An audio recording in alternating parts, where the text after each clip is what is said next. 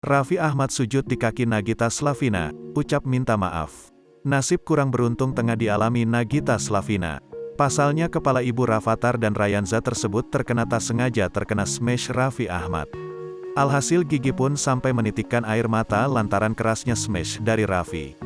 Memang ada saja tingkah dari Raffi Ahmad yang kerap membuat geleng kepala.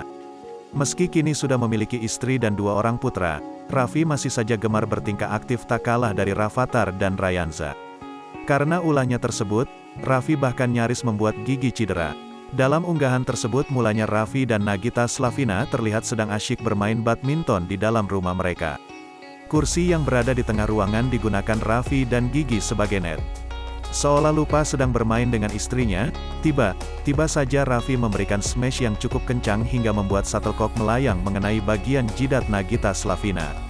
Raffi yang terkejut pun langsung bergegas memeluk Gigi lantaran sang istri merasa kesakitan. Sayang maaf, oh my god biru, ujar Raffi. Bahkan akibat kerasnya pukulan yang dilontarkan Raffi, Nagita Slavina mengaku sampai mengeluarkan air mata. Sampai keluar air mata sakit banget. Mau cobain nggak? Sahut Gigi.